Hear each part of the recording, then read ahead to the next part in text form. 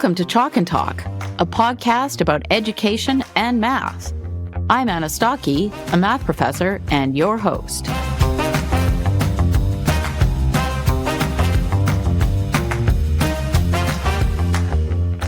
Welcome back to another great episode. For this episode, I recorded both audio and video. So if you're listening on a podcast platform, but you would like to check out the video, I put a link to my YouTube channel in the show notes. My guest in this episode is Dr. Alex Kontorovich, a math professor at Rutgers University with a strong passion for math outreach. We explored why practice in math is often undervalued compared to disciplines like music or sports. And Alex told me all about Math Corps, which is a summer math program for kids. Alex recently founded a chapter in New Brunswick, New Jersey. The program combines evidence-based learning strategies with high expectations, and the results have been remarkable. We also had an engaging conversation about A Mathematician's Lament by Paul Lockhart, sparked by a comment from a listener. Whether you're a teacher, a parent, a mathematician, or simply someone interested in education, this episode has something for you. I hope you enjoy it. Now, without further ado, let's get started. I am here today with Dr. Alex Kontorovich, and Alex is a distinguished professor of mathematics at Rutgers University. He has a BA from Princeton and a PhD from Columbia. He taught at Brown, Stony Brook, and Yale before joining Rutgers. His research area is in pure math, specifically number theory, geometry, and dynamics, as well as formalized mathematics and applications to AI. He's very active in math outreach. He served as the Distinguished Visiting Professor for the Public Dissemination of Math at the National Museum of Mathematics in New York City. And he also founded the Rutgers branch of the renowned Math Corps Summer Day Camp. Welcome, Alex. Thank you so much. It's such a pleasure to be here.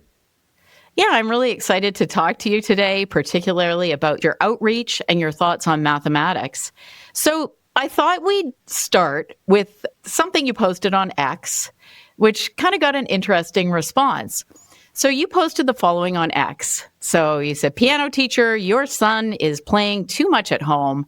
Please have him practice less. What's the rush? Soccer coach, your son is dribbling too much at home. Please have him practice less. What's the rush? Math teacher, your son is learning too much math at home. Please slow down. What's the rush? Two of these things would never happen. The third is commonly heard.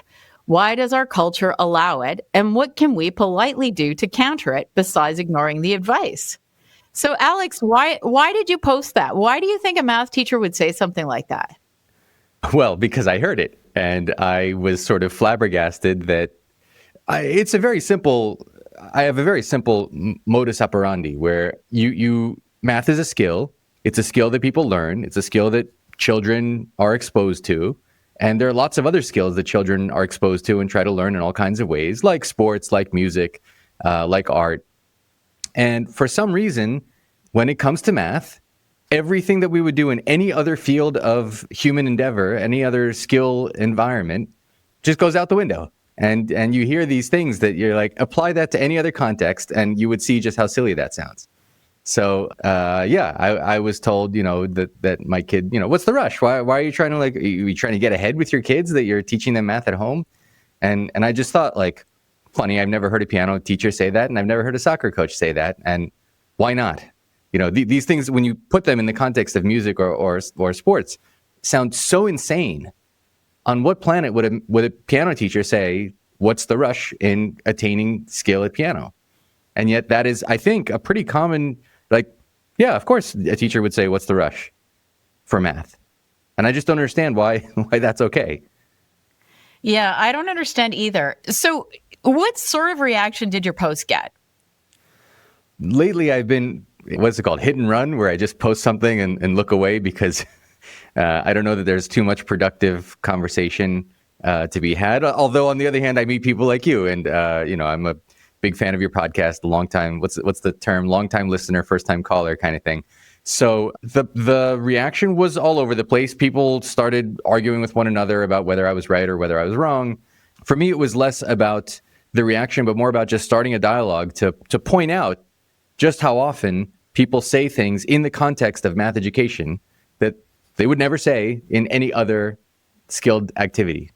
So did people defend that sort of thinking? Yeah, I don't want to put words in anybody else's mouth, but there was certainly one thread. I mean, again, I tried to look at this as little as possible, but there was a long thread, so my notifications kept going off. But one of the threads was about the fact that if a child starts learning math at home, it makes it harder for teachers in school to deal with kids at different ability levels all in one classroom, which is absolutely a valid criticism if your goal is for teachers to have an easy time with children in classrooms, and not if your goal is not for children to advance at whatever rate is right for them and, reach their full potential. So, yeah, that's kind of what I would have guessed. People would be worried that it would just widen the gaps in the classroom, right? Because there are going to be some kids who can't practice at home. Their parents can't help them, or they won't practice at home. And then if there are kids who are practicing at home and getting help, then they're going to advance more quickly, right? So that's kind of the argument I would have imagined. And they're right. What you said is really right about life's not fair. Like, nobody on the basketball team says, well, it's not fair that some kids are born taller than others, and some are shorter, and some practice at home, and some have a basketball court in their backyard, and some have to walk 5 blocks, so they're not going to do it as frequently. Like, that is absolutely true. Those things are all true. They're the reality. And when kids come to the basketball court, everybody plays to the best of their ability, and everybody hangs out and tries to get better from wherever they are. Okay, so are you still practicing math with your child at home? Yeah. No one's going to stop me. I mean, I did say, what's the most polite way to respond, which potentially has an impact in the sense of getting people to think about what they're saying when they say something like that. And so what is the most polite way? If there is one, I haven't learned it. Basically, with my kids, I tell them, when you're in school, it's yes, sir, yes, ma'am. You do whatever the teacher says. You do it the way the teacher says to do it. You don't complain. You don't say this is too easy. You just learn to follow orders and listen to grown-ups. And then when you come home, we'll play with the stuff that's appropriate for you. So I thought we'd move into outreach, because I wanted to hear a lot about your outreach today. And so first of all, why did you get involved in outreach? That's a great question, and kind of a funny story. I mean, I grew up just following that research math track and sort of thinking that, yes, you have to do teaching because that's part of the job, but that's a thing that you just get rid of and then go do your research, and that's where the important stuff happens. And then I was at Yale at the time and applying for an NSF career grant. And the career grant is supposed to be like a larger NSF grant. It's a 5-year grant for pre-tenure faculty. And all NSF proposals need to have an intellectual merit component. So this is like, what's your research? Why is it important? What's happening? And then Congress decided that they also want to know why taxpayer dollars are going to this kind of research, no matter how interesting it may be for humanity. Does it actually do anything for literal human beings now? And there's something called the broader impacts component. And the broader impacts typically is things like, I'm going to develop a course that describes my research for PhD students, and I'm going to supervise PhD students, and maybe I'll run some workshops on this cutting edge research. Like, all of that stuff is really good and really important stuff to be doing and goes into broader impacts. Well, the career grant is something where they want you to do something significantly more in the broader impacts direction. I heard of people starting schools in Nicaragua and, just doing all kinds of really amazing things around the world. And there was a lecture series in New Haven being run already by some colleagues of mine for, New Haven area school kids.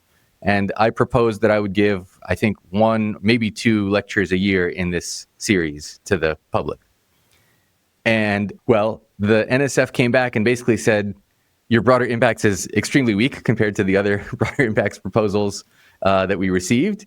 But they gave me the money anyway. But what happened a few years later is that I moved from Yale to Rutgers, and the grant moved with me, of course. And I needed to figure out something else I could do to satisfy the broader impact, since I knew that, I was not doing sort of what was expected for that component for a career grant.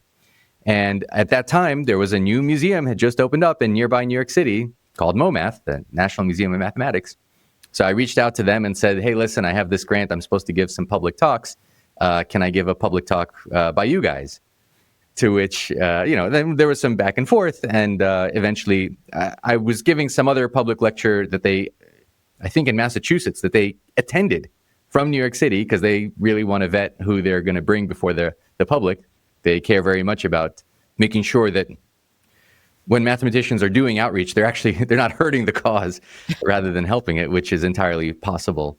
And eventually, as a result of that, that was sort of the beginning of our relationship with them. I gave maybe one talk a year for the first couple of years, and then I got more and more involved over time, and I realized I actually like it. I mean, I enjoy talking to people. I enjoy understanding math at sort of every level and every scale, and I find it very meaningful. And I still love, proving a theorem that me and 5 of my colleagues around the world will understand. But I also like seeing a room full of people who have an aha moment, at whatever level that aha moment is. So I sort of got more and more involved in outreach. I thought we'd now talk a bit about Math Corps. And so my understanding is that that's a tuition-free summer day camp. And it was started by some math professors in Detroit. And you recently founded a branch in New Brunswick, which is a city in New Jersey. That's where Rutgers is. The other New Brunswick. The other New Brunswick for our Canadian listeners. And yours is called the Rutgers Math Corps. I understand you do it at Rutgers. So you ran it for the first time in 2024, and I understand you're running it again this summer. So can you give us an overview, first of all? What is Math Corps? So Math Corps, as you said, is a summer program for kids originally in Detroit, started by Steve Kahn and Leonard Bohm, mathematicians at Wayne State University. And basically they said, look, there's a research university right next to, a stone's throw from, a really struggling school district. And how can it be that the blocks apart are people who are doing foundational research, next to a few blocks away are kids who can't add fractions? And come on, we have to do something. Over 30 years, they iterated and found new ways to reach lots and lots of kids at scale, and came up with what I consider to be one of the, if not the best pedagogical approaches out there today. So a few years ago, they had an NSF grant devoted to understanding whether this can be scaled elsewhere, or was this something, really special to them and their situation in Detroit. And a friend of mine named Sarah Cook started a branch in Ann Arbor, Michigan. So she's at UMichigan in Ann Arbor. That branch services kids in Ypsilanti nearby. And she was telling me about what an amazing program it was and how impactful it had been, and how meaningful it was for her to participate in this. And I was just, in tears after hearing her describe this program. And I had another NSF proposal coming up. Somehow the NSF plays a very large role in driving me, even though I only come to them for research, but they drive me in this direction. It's kind of funny. And I couldn't help but write a broader impact section that said, you know what, if you give me the money, and I asked for a little bit, extra for, there's like just my standard research component for my graduate students and postdocs and travel and stuff like that. And I said, if you give me this extra bit of money, if you give me the grant and this extra money, I'll open a branch of Math Corps at Rutgers. Like, what a fool. Who the hell am I to think I can do such a thing? That this is like remotely within my wheelhouse. But I asked, and maybe they're the fools because they actually gave me the money. So the problem became that I then had to do it because the money was there. And so last summer was the first summer we did it. And this summer will be year 2. Well, that's awesome. Okay, so how many students took part last summer? Yeah, so for the inaugural summer, we had 60 kids, and this summer we'll have 90. Oh, that's a good number. And what ages? So the program runs for incoming 7th, 8th, and 9th graders. And those are what we call campers. And then they're taught by incoming 10th, 11th, and 12th graders. So these are high schoolers, teaching assistants, we call them the TAs. Okay, so how do you pick your TAs? Okay, so the TAs are chosen purely on merit. So first, when they apply, they have to write an essay. We look at the essays, but we don't really look at the essays too seriously until they come in and take a diagnostic exam. So that diagnostic exam ensures that every kid who's a TA knows their, through algebra and maybe a little bit past algebra cold. They know it inside and out. Step one, you have to have the skills. If you have the skills, then they come in for an interview. And during the interview, we see, is this someone who we think will work well with kids, who sees the importance of the program, who understands what we're trying to accomplish here. We want to make sure that they understand the campers are not selected. We're not taking gifted and talented students. That's not what this program is. There are lots of programs that are like that, and they should exist and they should flourish. I want them to exist. This is not that. This is a program where we take all kids, regardless of whether they're so-called weaker or struggling, or if they're excelling. If they're excelling and they're not getting what they need in order to reach their potential, we take them. If they're struggling and they want to improve and they're not getting what they need, we take them too. So we take all the kids that we can, that we have, resources for and staffing and so on, and we do the best we can with them. So our kind of guiding principles are loving kids and believing in kids. And those are two they're not just like platitudes, they're technically defined things, and we spend a lot of time in our training with the TAs defining those concepts, showing what they mean, what they don't mean, and explaining how everything derives basically mathematically, like axiomatically, logically from those two principles. And one of the things that follows from that is you're going to hire TAs that are the best people to teach your kids. And so A, they have to have the math skills, and B, they have to be empathic, they have to be enthusiastic. They'll be people that we want our campers to see as big brothers and big sisters. Okay, so how many math profs are involved? Very, very few compared to the number of kids that are being taught and at the scale that they're being taught. So this summer, I think we will have 4 math professors involved. So there's 2 kinds of instruction. We call it the broccoli and the ice cream. There's this battle in math education about whether kids need to learn foundational skills or whether they should have an opportunity to develop their critical thinking capacity. It's like, well, which one is Math Corps going to do? And the answer is yes. That's a false dichotomy.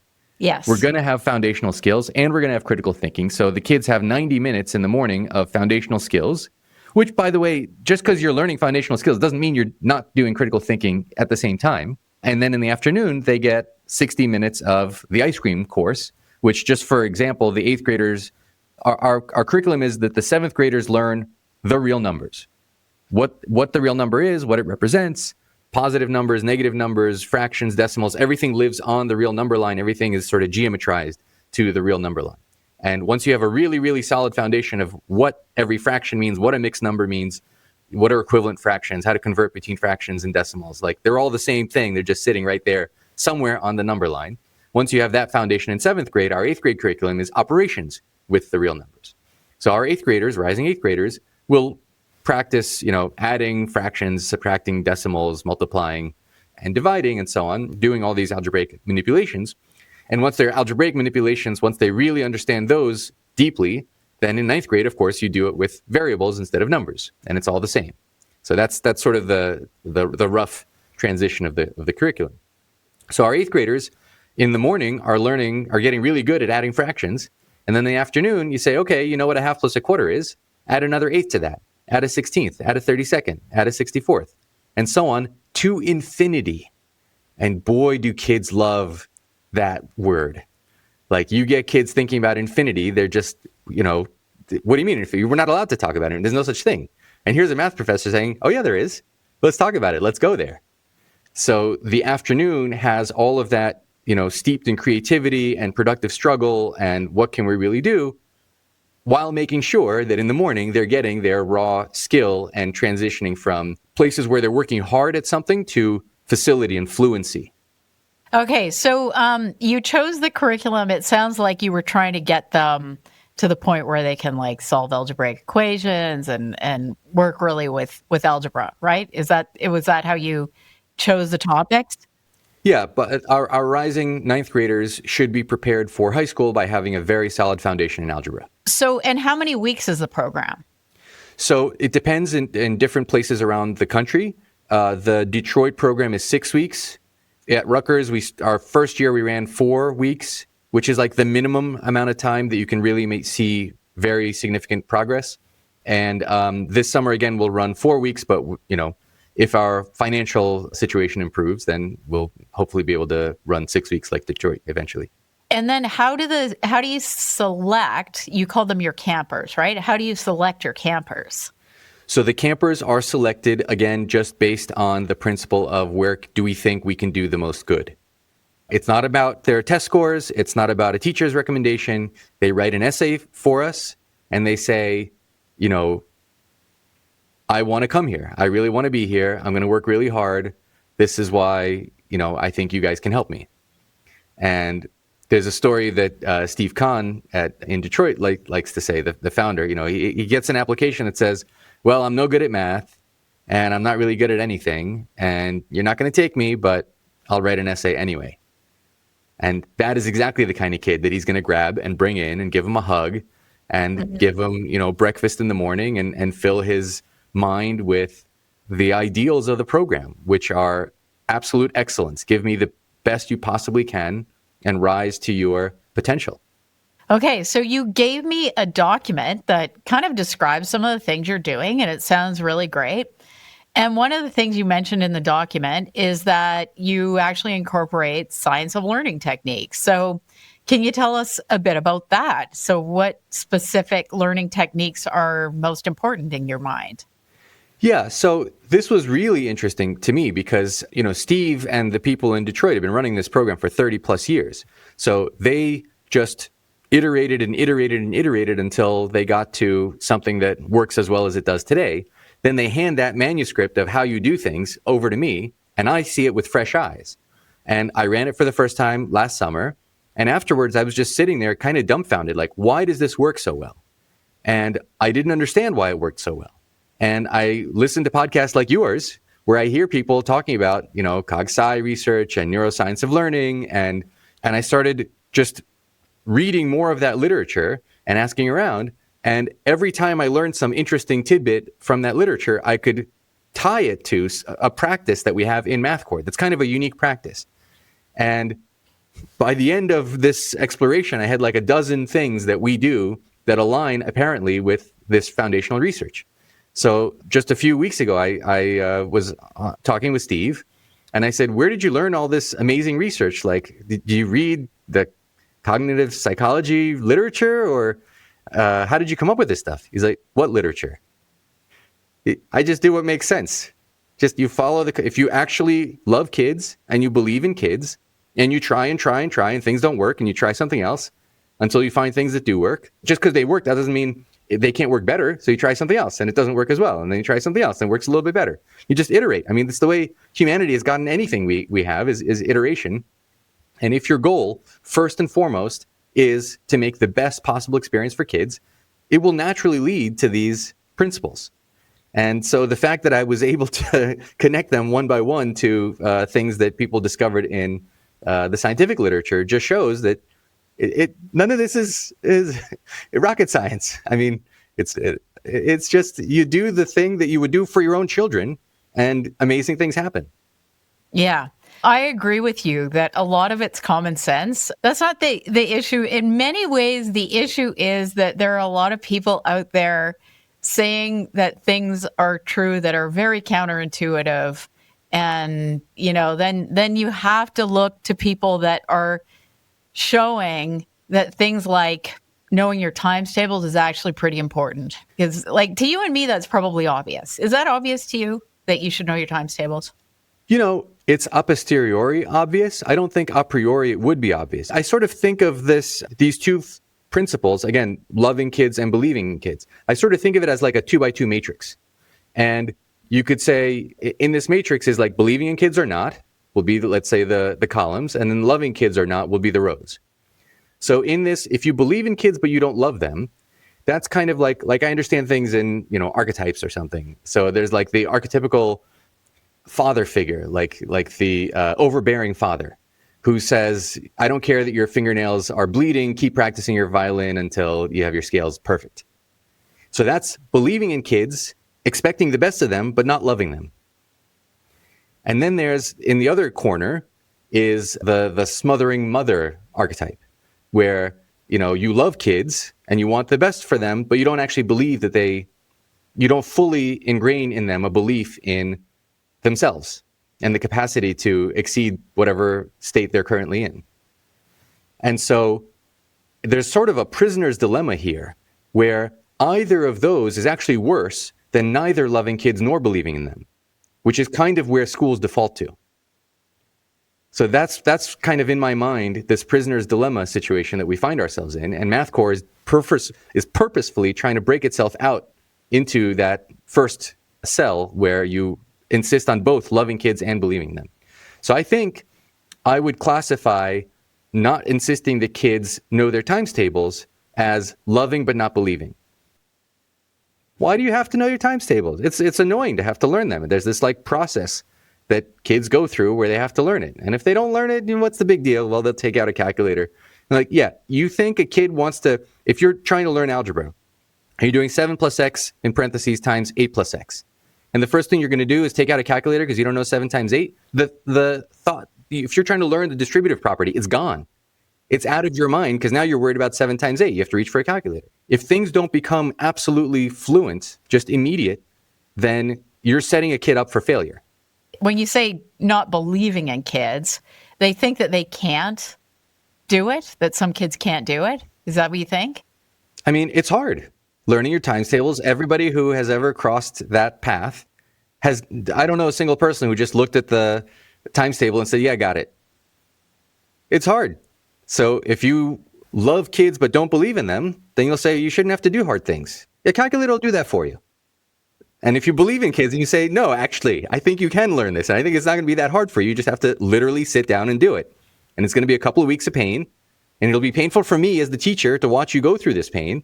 But I know that there's, no pain, no gain. On the other side of this, you'll be a much stronger math student, and it will just help you in the rest of your life. And of course, you get stories of people who are professional mathematicians who say, oh, I don't know what 7 times 6 is off the top of my head. And you say, okay, but you're 1 in a million, because the rest of us all do. Do you know mathematicians like that? Do you? Like, I actually haven't met a mathematician who doesn't know their times tables. I've heard that story. I've heard that story. I've heard people say it. I never, called people out on whether they really don't know 7 times 6. Well, I mean, it would be hard to test them if they told you that, and then you start drilling them. They could just not answer, right? So it would be hard to test that. But about the difficulty, by the way, so here's something interesting. So Amanda Vanderheyden shared with me some research that she's done, and this isn't published. This is just data she has, like working with lots and lots and lots of children. It actually only takes 2 weeks. Wow. To memorize your times tables, on average, 2 weeks. Yeah. But those are painful 2 weeks. Oh, they're painful 2 weeks. Imagine day 6 of that. Day 6 of that, you've been struggling for 5 days straight, and you've got 4 more days after that. I mean, you don't know how long it'll take you, but when you're in the middle of it, you just want to quit. And this is where believing in kids has to be balanced against loving kids. And you see someone struggling, you see someone doing something they don't want to be doing, and you say, no, I believe in you, and you should believe in yourself. Nobody said this was going to be easy. We know this is hard. We do it because it's hard. The same reason we went to the moon. Absolutely. Doing hard things is good. We need to, if times tables are the hardest thing kids have to do, life isn't that bad, really, is it? And kids love doing hard things. That's the thing that I'm so flabbergasted. It's the grown-ups who don't like doing the hard things. They don't have to do it themselves. They don't like having to watch kids struggle. This is exactly where that smothering mother corner takes over, where you see a kid who, is struggling to tie his shoelaces, and you just bend down and tie it for him. Like, no, he has to learn how to tie his shoelaces, and the only way he does that is by struggling. He's not, if he's crying and he's upset or something, then you of course you help him. So there's always this balancing act between these two things of when do you have to expect more of them, and when do you have to back off and say, that's enough. That's a very delicate thing. But the answer is not to default to they don't need to know it. You're setting them up for failure.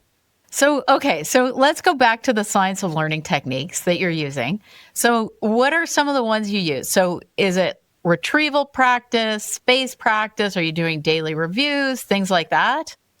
Pretty much all of it. I mean, the first thing that I start thinking about is fluency. I want these kids to have this stuff at their fingertips. So what does that mean?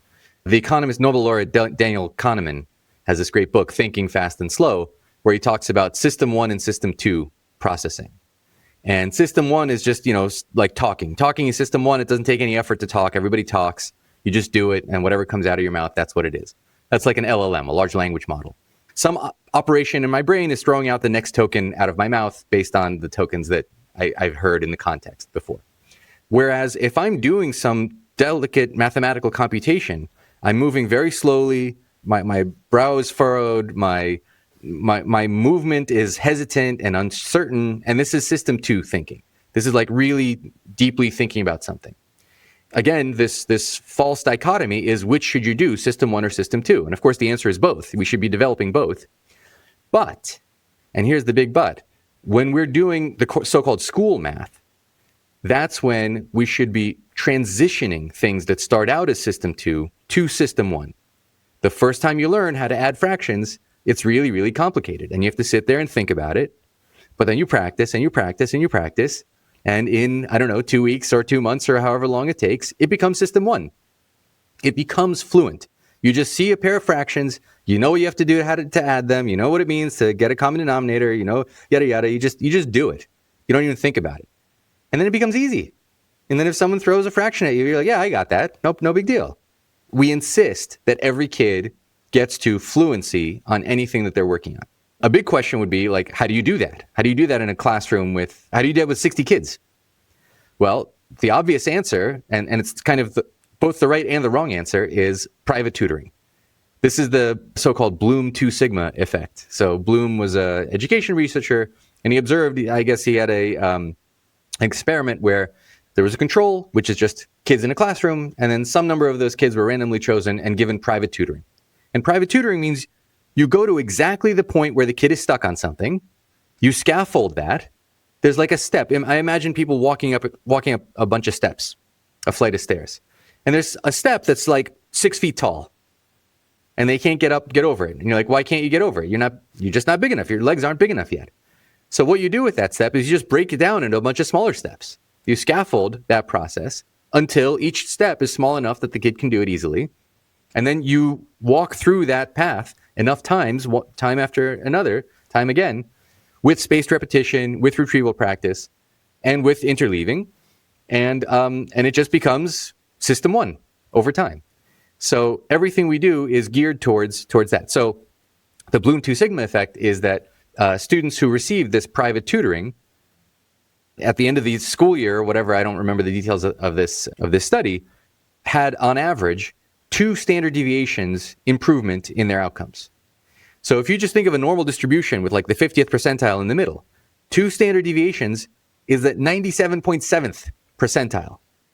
So it's a massive, massive amount of improvement that you can do with private tutoring. And of course, like that's again, a no-brainer that if you hire private tutors for kids, then they'll be able to make progress faster than they would if they were in a classroom with lots of different kids at different skill levels. The question is, how do you provide private tutoring to a whole bunch of kids with not a lot of money? And by the way, we spend about a third for this 1 month that we run the program at Rutgers. We spend about a third of what the public schools spend in a month of school. So this is where the brilliance of the Math Corps comes in.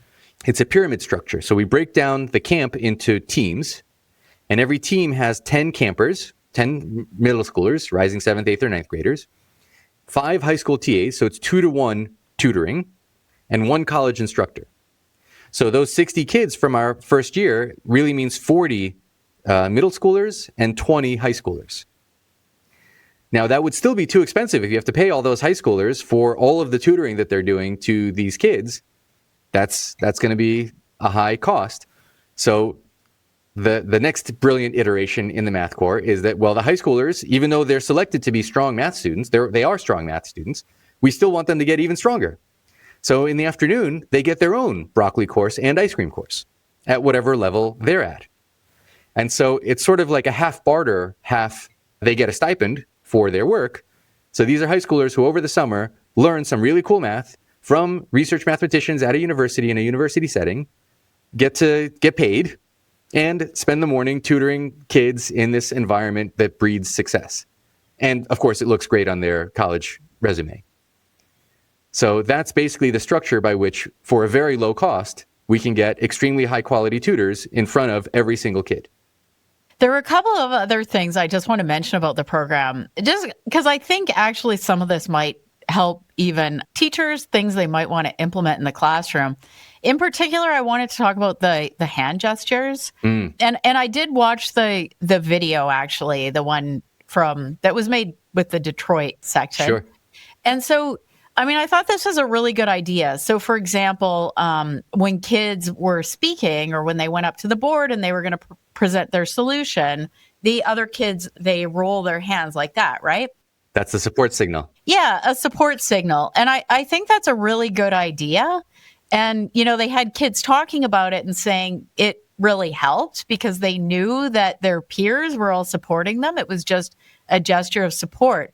So I'm wondering if you can talk a little bit about the hand signals and if there are others that you use. Yeah, I don't know where that innovation came. I think that came from Leonard Bohm, if I'm not mistaken. But just imagine, we've all seen this scene where there's 30 kids sitting at their desks. There's a kid at the blackboard trying to solve some problem. And the kid is stuck and looks back. And there's 30 kids who are bored and they have their head down and they have their eyes closed and they're doodling something on their page. And this kid is like, you know, this is the nightmare that people have of, oh no, I forgot to put my pants on this morning or whatever, right? You have this huge feeling of all of these eyeballs on you and you're not performing, right? You missed a note on your recital and now you can't get back to like, I'm freezing and I don't know what to play. Now imagine the alternative. You look back and there's 30 kids who are all looking at you. And by the way, maybe it's 25 kids who are looking at you and doing the hand signal, but those other 5 kids see what the other kids are doing and they know that they should also be doing the hand signal.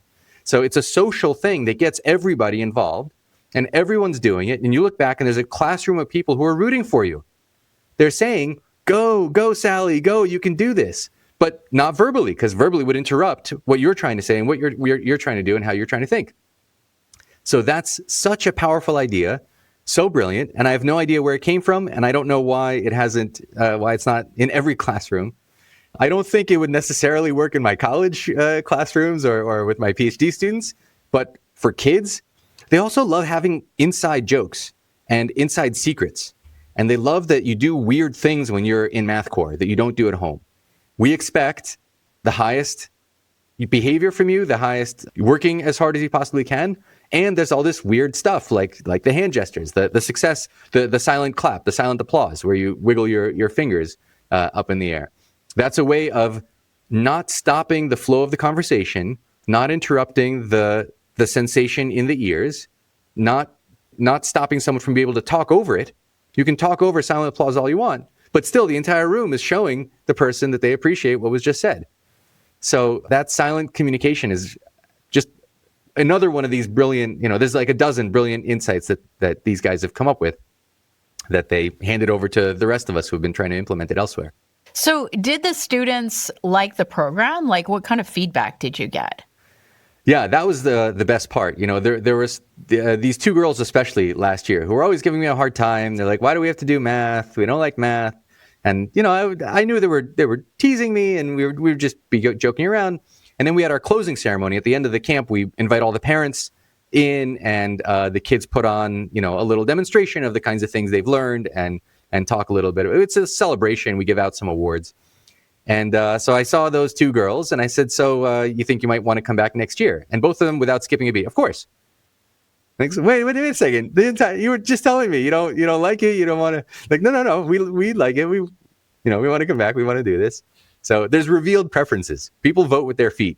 And they were there every single day, nice and early, playing board games in the morning and hanging out and, being too cool. Great. You want to be too cool for it? Be too cool for it. But they were doing the hand signals because everybody else was doing the hand signals and they were participating and they're coming back this summer. So preferences revealed. Can you tell us about gamification? So we have a morning assembly when they first arrive, there's an hour window for arrival. And the philosophy behind that is some families need their kids out of the house early in the morning to get to work. Some families have a hard time, getting things ready in the morning. And so we don't say you need to be arrived by 8:30. We say you can arrive between 8:30 and 9:25. 9:30, our programming begins. One of the principles, if you love kids and believe in kids, then you don't accept anything but their very best.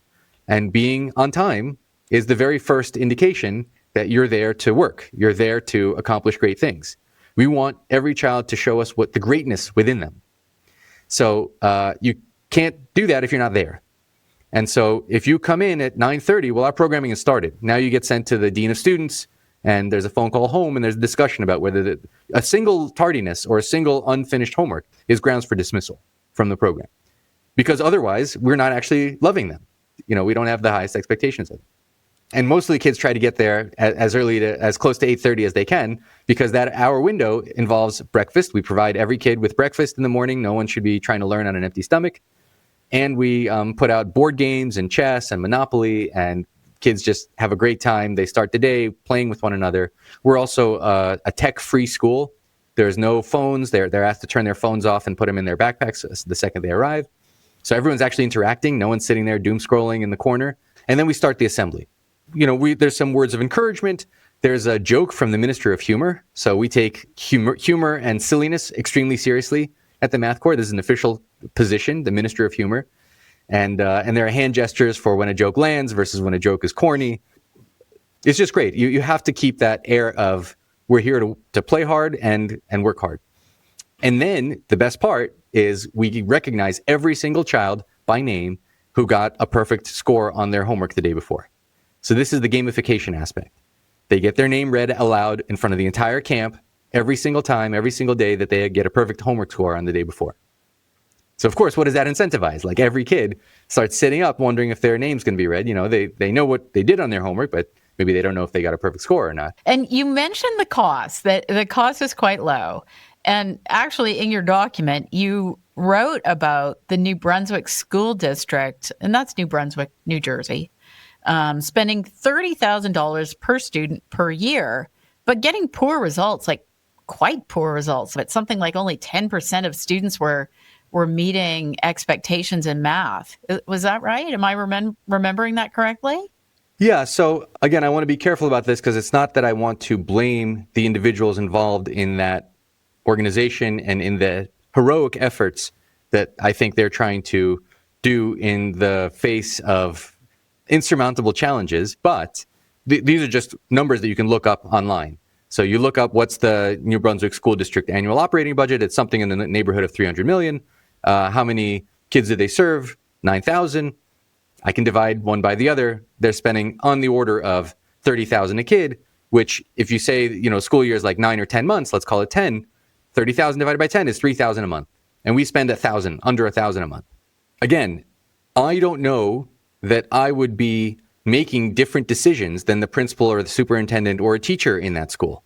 I'm not going to go and blame these individuals. They're doing God's work day in and day out, but you have to look at what the system is producing. And when you go on the New Jersey Department of Education, there's a link for every single school, and they show their reading results and they show their math results. There's a meter that goes from 0 to 100, 100 being 100% of the kids are proficient at grade level and 0 being none. And the scale is all the way, it's far enough, it's close enough to 0 that they don't actually tell you what the number is. They just tell you fewer than 10% at that point. So that means more than 90% of the children are being failed by this school district. And this is both in the middle school and in the high school. Now, it's not that hard to run a thought experiment to see how such a situation could come about, right? Let's imagine that you're a principal. And again, I'm not trying to pin this on any individual. If I was a principal of a school and I'm being pressured to get kids to graduate, right? The 4-year graduation rate is like one of the most important things for me. Well, how do kids not graduate? They don't graduate if they don't get credits. You don't get a credit if you fail a course. Okay, so let's recurse this backwards. How do you fail a course? Well, there's all kinds of components that go into what a course is, including homework and tests and quizzes and things like that. Well, giving some kids homework knowing that when they go home, there's not going to be someone there to help them, whereas other kids will have parents around or older siblings or other kinds of family members or friends who can help them, that's not fair. And so maybe we'll assign homework, we just won't collect it, we won't grade it, it won't mean anything. So those are points that can't contribute to a student failing. Of course, what happens if you don't practice at home is that you don't learn any skills. And then what do you do with exams? Well, again, you have to grade them on a curve or something. You have to do something so that you don't fail every kid. And then year after year after year, a kid goes from one grade to another, to another, to another, never actually mastering any skills. And then this doesn't show up until they have to take a standardized test for the state. And the state says 90+% of the school is failed. And this is exactly what I mean by if you just logically follow every incentive that's placed before you as a school teacher, as an administrator, this is what the system is designed to produce. The system produces exactly what it was designed to produce. And this is why the math course starts with the first thing, the like marquee symbols are loving kids and believing in kids, which means that if that's what it's producing, that you're not hitting either of those things. And the catastrophe is it takes really so little. It's so little in terms of resources, so little in terms of time. In this 1 month that we have with them, we take kids who come in and they take a pretest and they take a post-test. And the pretest, they're at like a 5th grade level if they're rising 7th graders. And in that 1 month, we teach them all of 5th grade, all of 6th grade, and all of 7th grade. And they take a post-test and they get a perfect score on the entire 7th grade curriculum. Then they go into 7th grade into the schools. And over the next 9 to 10 months, they forget everything. Then they come back to us and they're like at a 7th grade level. And we teach them all of 7th grade and all of 8th grade in 1 month. Then again, that just continues. Then hopefully they'll come back to us as high school TAs. And we just keep them, in that 97.7th percentile because of the private tutoring that they've been getting over years and years. I can't say we because this is only year 2 of our program, but this has been the experience of Detroit. And they, I think Steve Kahn deserves a Presidential Medal of Freedom for the work that he's done with tens of thousands of kids that have come out of Detroit and made fantastic. That doesn't mean that they became Nobel laureates or some nonsense like that. It doesn't mean that they went to college. If they finished high school and got a job or went to college and are doing something productive in their community, that is them realizing their potential and making something of themselves and having great lives. That's exactly, I was born in Russia. Like I came to this country because this country is, I have to specify since you're in Canada, but I mean, they're, equivalent in this sense. These are lands of opportunity. These are places where if you invest in the right way early on and just keep compounding that investment over time, amazing things happen. That was an intense discussion. Is there anything else you want to say about MathCore? There's one little thing, which is the universality. I was really concerned the night before we started our inaugural camp last year. I was sort of, tossing and turning in bed trying to figure out, like, what if none of this works? What if it works in Detroit because their TAs were their campers and their college instructors were their TAs and their senior staff were their college instructors. Like they have this, pyramid scheme where everybody's just getting better and better. And over 30 years, of course it works. Everybody knows exactly what to do. It's only the new 7th graders and they'll learn from everybody above them. And we're starting from scratch with new campers, new TAs, new college instructors, a new executive director. I have no idea what the hell I'm doing. And so I was like, will the system work? And by day 3, I was just walking through camp, peeking into the classrooms. Every kid was out of their seats. They were in groups of 3 at the blackboard all around the room. 3 meaning the TA and the 2 campers, just computing away at the blackboard. And everybody knew exactly what to do. And everyone was just... It just works.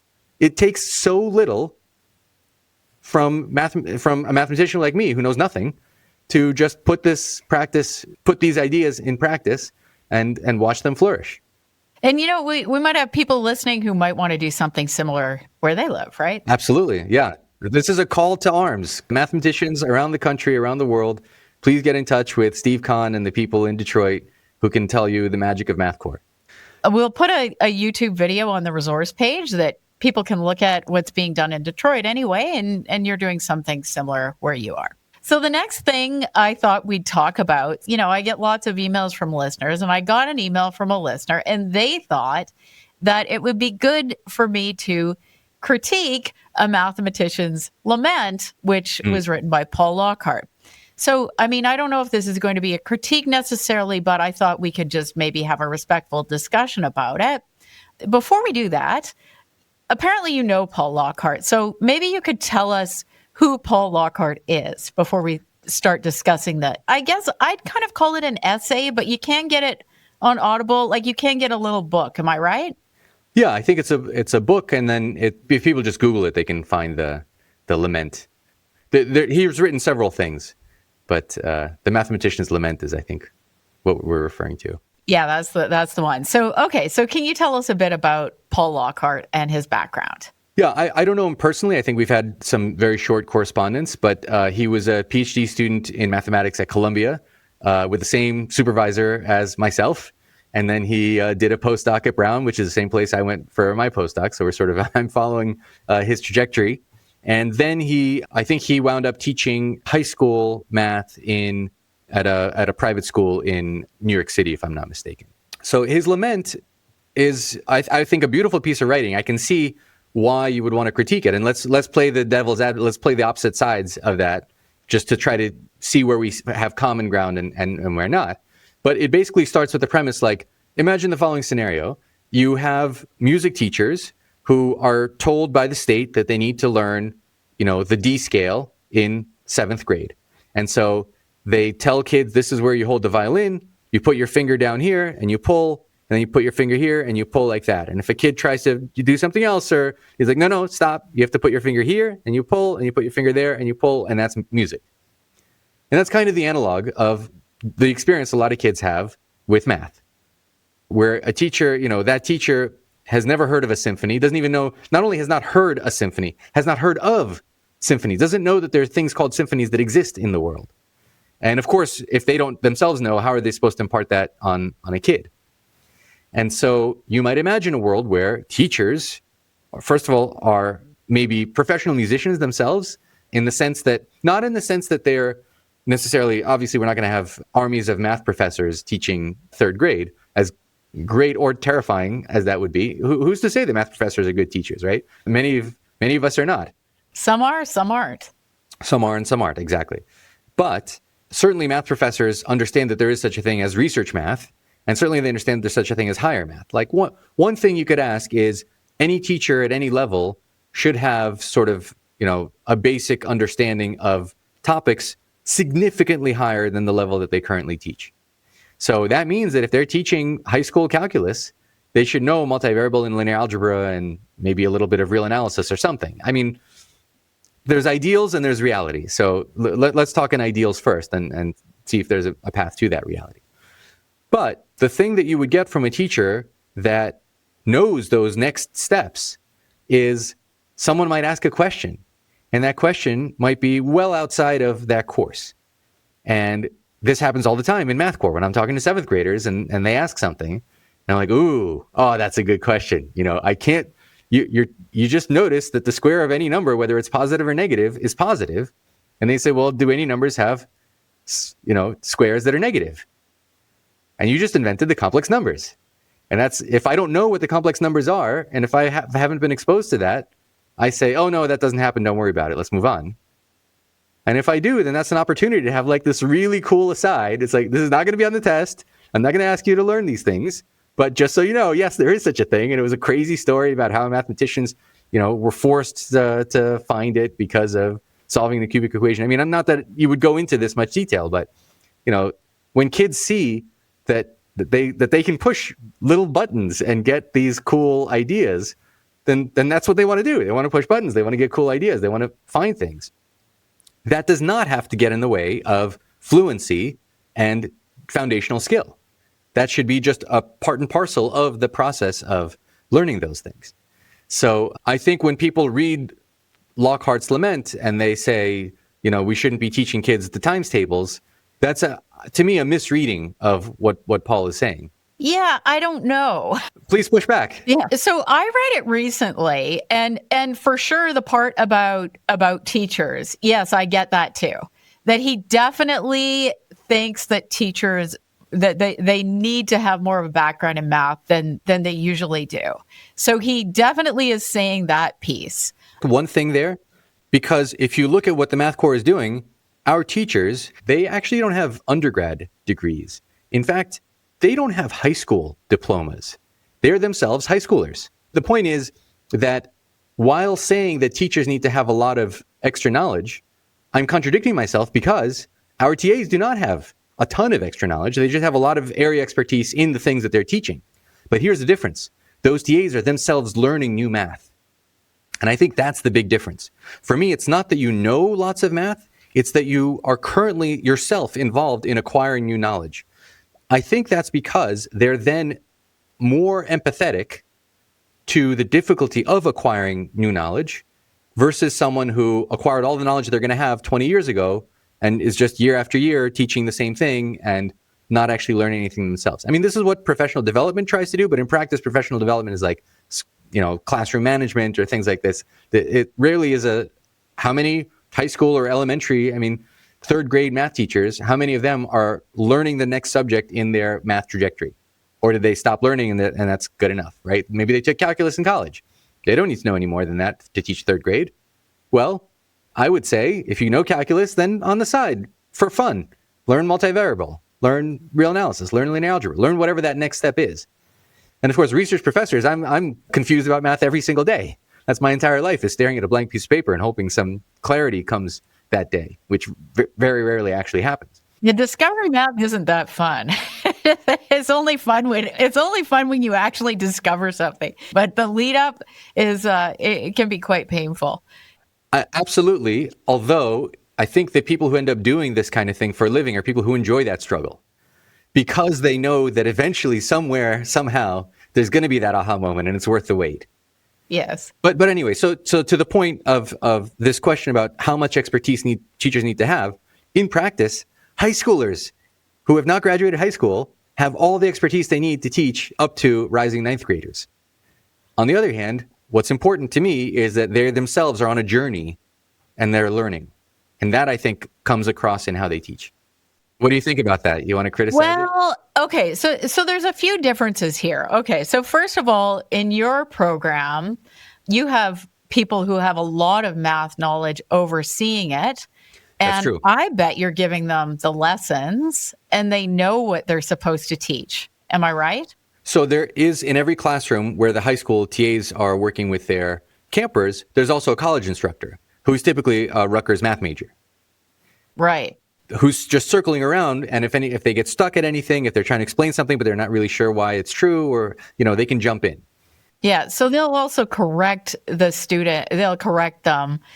So this reminds me of like when I teach a calculus course and I have a lab TA and I teach at an undergraduate university. So our TAs are all in the undergraduate program. So they'll have taken, first year calculus, second year calculus. Sometimes they'll have taken an analysis course, but I'll go around in the lab and I will hear them say things that are incorrect.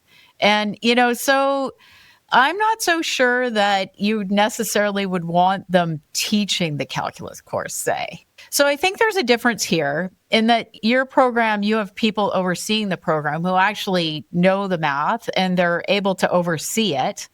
Your TAs also aren't, they're not paid a high salary. They're not hired as actual teachers that are teaching a class for the entire year, right? So I think there are a few differences. I agree with what you said at the beginning. I think you need to know a fair bit further than what you're going to teach because you need to be able to, A, understand that topic deeply enough to explain it well, and B, be able to handle the curveball questions that get thrown at you. Yeah, and I would say those curveball questions, to me, that's the most fun about it because when I'm saying standard stuff, you can find standard stuff, you can read it in books, you can find it on YouTube videos. The point of being in a classroom and in person is that you can throw a curveball at whatever is happening and watch how the person reacts. To me, it's the curveballs that make the classroom and not the actual material that I need to deliver. But Alex, I think when the listener wrote to me, I think the listener was asking me to talk about different aspects of that essay.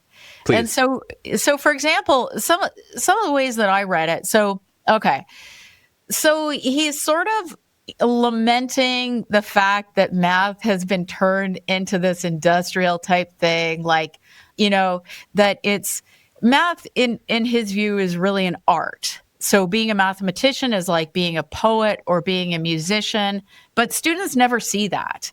So students see math and people see math as being, I guess, maybe a science or something that you use to like solve real world problems. Or engineering. Yeah, that's right. Yeah. And he thinks we should just leave the real world problems out of it, and just teach math. Let students come up with their own conjectures and prove them if they can, and that type of thing. So first of all, do you agree? Do you think math is like an art? Math is absolutely an art. Music is also an art. And that doesn't mean you get to create art from the day you pick up a violin for the first time. Like, you have to earn the right to make art. And no one objects to a violin teacher starting with, you should know your C major scale, and you should know where your fingers go, and you should know how to pull the bow. Like, there's all these technical components that have to be all in the system one. They all have to be completely automatic before you can do that system two playful, like, let's improvise, let's play a jazz solo, let's compose a concerto. Like, music is absolutely an art form, and it's an extremely technical art form where the foundations have to be there in order for anything resembling art to come out. You just hand a bunch of kids a violin and say, go to town, guys. What the hell are they going to come up with? It's going to be nonsense. So in the same way, yes, absolutely, mathematics is an art form, and maybe by high school, it's possible to have kids, if they came through a system that gave them extremely strong foundational skills, then absolutely you can and should and must treat math as an art form. And by the way, even when you're learning foundational skills, math should still be an art form. There's an art form to every single thing we do when we're doing our broccoli, our core foundational subjects. We talk about them as if they're novel discoveries. For example, in Math Core, we have these great impossibility statements. So we'll ask a kid, what's a half plus 2/3? And the correct Math Core answer to what is a half plus 2/3 is not possible. It's not possible to add a half and 2/3. And kids know that it's possible. They know they've seen this in school. Maybe they don't know what the answer is. They don't remember how to do it. But here's a math professor standing up in front of them saying it's not possible. Like, what the hell are you talking about? That immediately is exciting, like, all kinds of feelings and emotions. And, okay, where are you going with this, old man? Like, what are you trying to say? And I say, if I said, what's 2 cats plus 3 dogs? It's just 2 cats plus 3 dogs. You'd say, oh, maybe it's 5 animals. Like, wait, you did something there. What did you do? You converted dogs into animals, and you converted cats into animals. And once they're the same thing, now you can add them. So there's like a foundational principle of addition. You can only add things that are the same. And once that principle has been, you've been exposed to that principle again and again and again over all the years, then when you see 2x squared plus x cubed, you're like, x squared, x cubed, those are not the same thing. They're different. As opposed to, 5x minus 7x, you're like, x and x, those are the same thing. So there's 5 of them and there's -7 of them. I know how to add that. So it just becomes second nature that addition is something that can only be done to things that are the same. But that doesn't mean you can't somehow cleverly convert from halves into 6 and thirds into 6 and have some things where you can compare. There's a way of teaching that feels discovery, that feels like it's discovery, feels like it's an art form, but still gets across the foundational lessons and has those lessons land. Yeah, so you're talking about motivating why you're doing something, explaining why something's true, but you're not going to leave out the piece where the student learns an efficient technique for doing it and giving them the practice to do that. You're also going to give them good, interesting problems. Yes. But often you can't do those good, interesting problems if you don't have the skill. That's absolutely right. And it's for me, it's all about exposing to system 2, spending time working on system 2. It's very important that we not just do system 1, meaning the fast stuff. Let's multiply. Never mind, why does multiplication work like this? Never mind, just do it. That's not okay either by itself. Is it realistic, do you think, to expect that students or others would appreciate math as an art form? Absolutely. And this goes to his point about the kinds of contrived problems that people make to make it sound like math problems apply in the real world. That's for grown-ups. Kids don't need that. If kids can... They love stories, they love, infinity, they love all kinds of totally abstract things. And for some reason, grown-ups have gotten it into their mind that unless you make something about concrete cookies and Sally came over and you have to split cookies with Sally, that kids won't understand what's going on. No, they love abstraction. It's us grown-ups who are scared to talk about that and are trying to force some application onto the kid, and the kids know it's not a real application. They can smell it. It's like some kind of problem where the answer cannot possibly not be known to the people involved in the scenario. It's like, why are you asking that question? What do you mean you don't know what date it is? Just ask her what date it is. Sally's going to have a birthday in this number of weeks, and it falls on this. Yeah, just tell me when your birthday is. Why are you making me, count something? So those kinds of contrived problems, I think, are the kind of thing that Lockhart is pointing to. Oh, and I agree with Lockhart on that issue, by the way. And I would go further. Like I've taught lots of students over my career. They usually don't like applications. And I think if you're always chasing the applications, you're just never going to win that, right? If you're telling students, it has to be applied and here's an application, it's just going to be hard to come up with applications all the time. And I think, that math is just fun, right? Like, can't we just do it because it's fun? And when I talk about it being fun, I don't only mean the type of like contest problems or, it's fun for people just to like factor polynomials. Why can't that be fun? Why can't arithmetic be fun? Like, I think it's unreasonable to think that kids wouldn't have fun doing those foundational skills. Yeah, when you think of people that just, dribble a soccer ball for no reason, it's just fun. You're like, oh, you're practicing. It's like, yeah, I'm practicing. But once it's something that you're fluent with, then it's like, somebody rolling a quarter in their knuckles because they know how to do it. They just do it and they do it and they do it. In the same way, like multiply, here's like when kids learn to multiply and they get good at it, they're like, come on, give me something. Give me a 5-digit number times a 6-digit number. Watch me do it.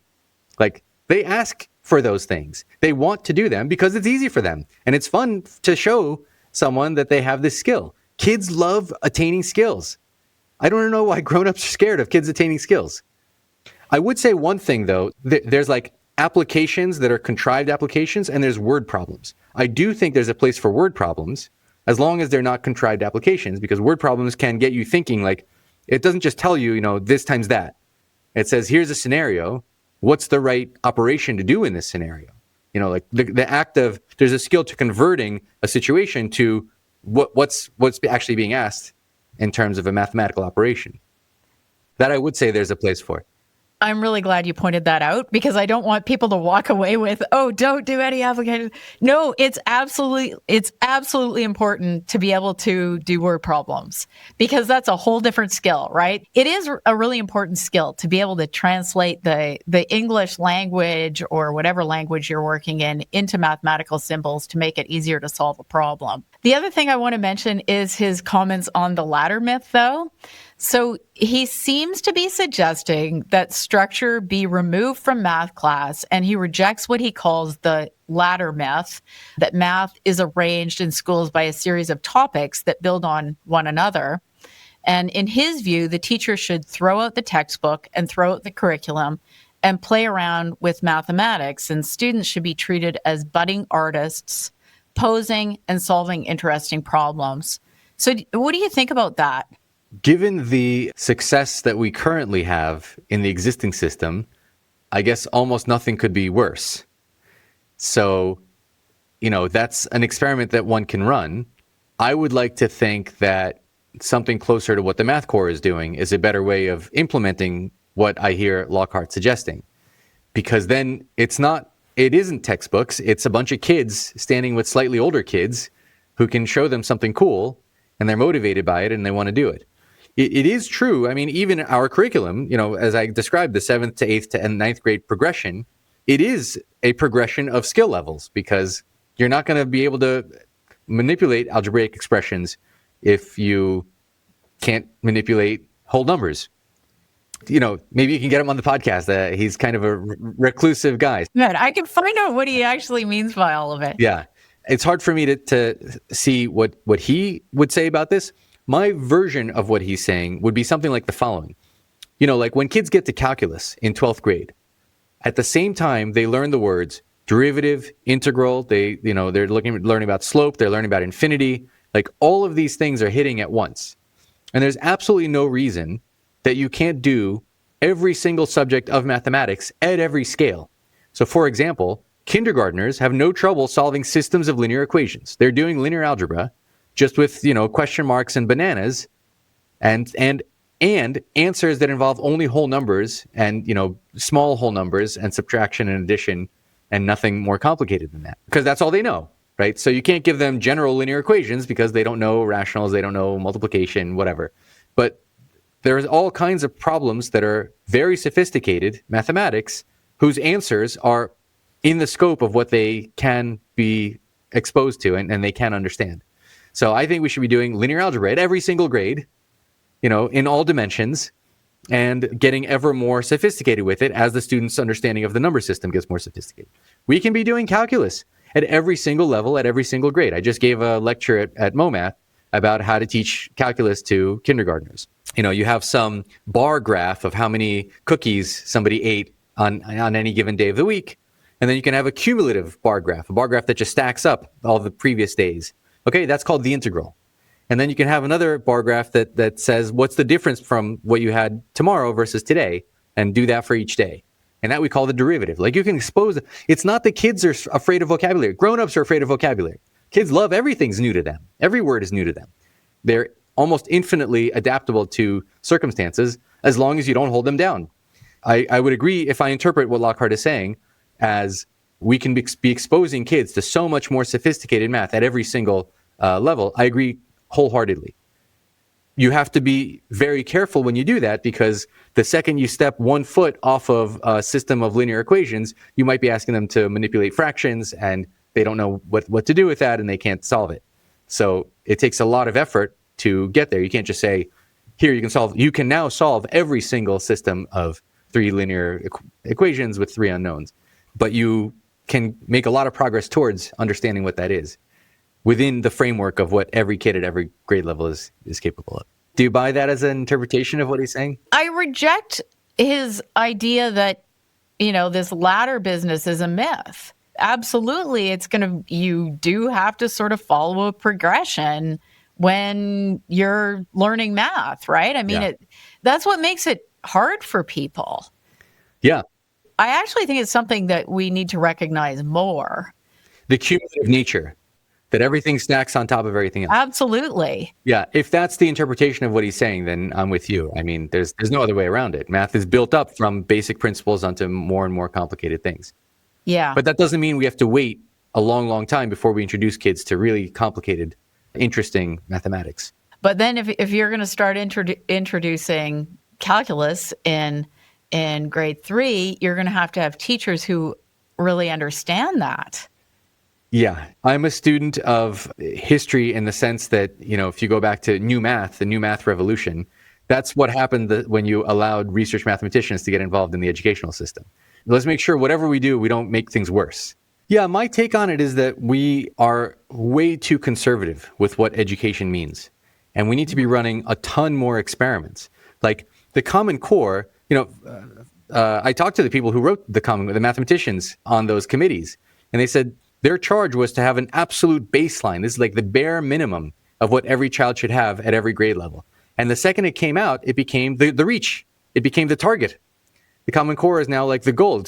Schools are proudly advertising the fact that they follow the Common Core, which when it was written was meant to be absolute baseline, bare minimum of what every student should know by a certain age. But so the point of that is when we have something like the Common Core, which is meant to get the entire country on board and doing something in a unified way, that's a recipe for constriction of ideas and experimentation. And we should have just, I'm all for the charter school movement and having lots of random experiments and people figuring out what works. I mean, that's what Math Core is. Math Core went completely around the system, just went off and did its own thing, and look at what it's been able to come up with. Now, I don't know if that can be made to turn into a charter school, if it'll work like that, if it can be funded, if you'll find the personnel. Like, all of those are big, major questions. But we should just be running a ton of experiments and letting children and parents and families vote with their feet about where they want to put their kids and where they think their kids are getting a valuable education. Okay. So that would be your solution. Just have a bunch of different types of schools that, if you want the Discovery School, go for it. If you want the Math Core School, go for it. And people vote with their feet. People vote with their feet. It's so hard to tell a priori. Anyone who thinks they know how to design a system that will work, is either lying or a fool, as far as I'm concerned. Like, you just have to try it and iterate. That's how we get all the nice things that we have, is iteration. Right. And what's happening in school is absolutely not iteration. It's been, Common Core and beyond and back. You can recurse a long way and see more and more unification. People are supposed to be like, we know what's supposed to work. This is what everyone should do now. And it keeps getting unified instead of getting there needs to be periods of unification and branching. The branching is discovering new things. And then when things work, they should naturally be allowed to flourish. And that's kind of the unification, is that everyone starts doing the thing that works. What we've been doing is things that don't work, they get less, that work even less and less and less. And here we are. Well, Alex, I think we could talk for a lot longer about all these really big issues, but I think we'll end there. So this has been an absolutely fascinating conversation, and I really enjoyed talking to you and hearing about your work and all your great ideas. So we'll wait for you to start your own charter school now. Thank you so much. It's been such a pleasure to chat with you. If you enjoy this podcast, please consider showing your support by leaving a 5-star review on Spotify or Apple Podcasts. Subscribe on your favorite podcast app to get new episodes delivered as they become available. Chalk and Talk is produced by me, Anna Stokke. You can follow me on X or LinkedIn for notifications, or check out my website, annastokke.com, for more information. This podcast received funding through a University of Winnipeg Knowledge Mobilization and Community Impact Grant funded through the Anthony Sweaty Knowledge Impact Fund.